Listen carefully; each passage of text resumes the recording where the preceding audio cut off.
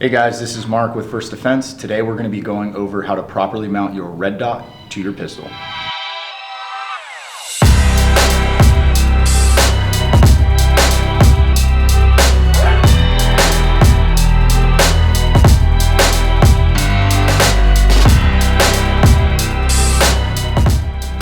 Here's the equipment that you're going to need.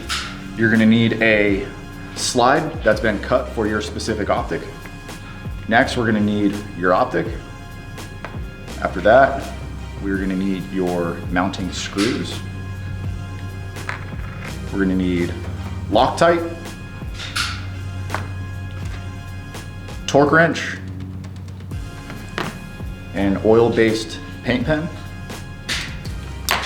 a clean rag, and a cleaner such as brake clean, acetone, really anything of that sort will work out. So one of the first things that we're going to want to do is making sure that our mounting surfaces are clean, both the slide as well as the optic. On the slide, what we're looking for is any dirt, debris, as well as raised edges, such as metal burrs from the machining process. We want to make sure that this is cleaned and then also wiped clean with our cleaner. On the optic, things that we're looking for, same thing, making sure it's cleaned of dirt, debris, any raised edges on the optic, as well as the O-ring that sits on certain optics. If you have an O-ring on the bottom, making sure that that O-ring is sitting nice and deep in the channel that it's supposed to be in. On our mounting screws, from factory, there's a light coating of oil to protect against erosion, rust, things of that sort. The biggest mistake people make is they do not clean that surface oil off the screws before applying Loctite and mounting.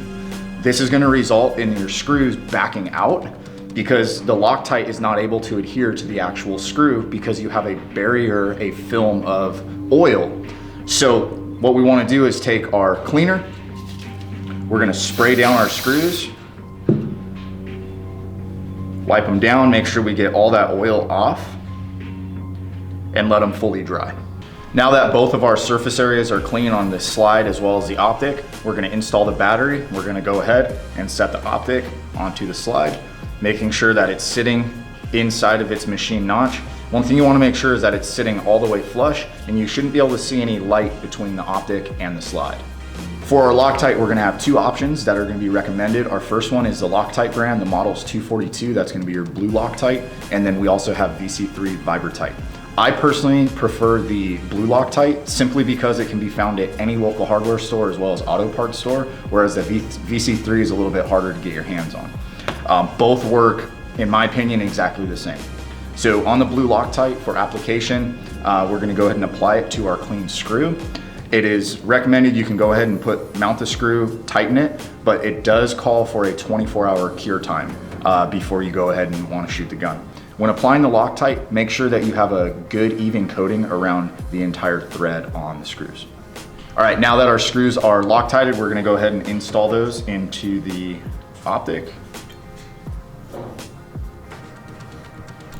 Next is the torque wrench.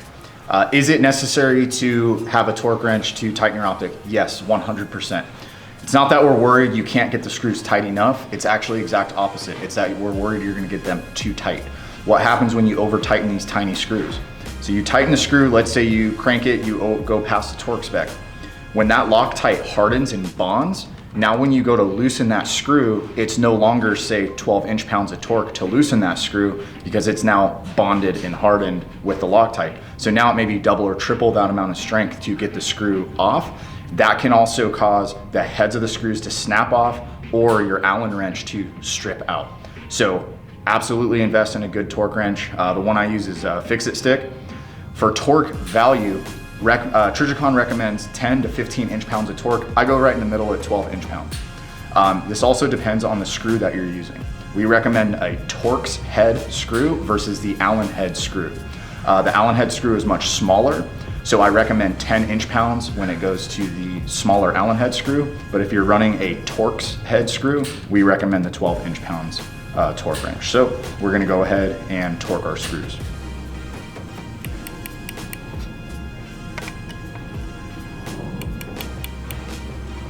Now that the screws are torqued to proper spec, there's a vital thing that we need to do. So let me ask you a question. What color is the optic housing? Well, it's black in this case. And what color are the heads of the screws? Those are black also. So if these screws came loose and started backing out, how would you be able to tell? Because it's a black screw against a black housing.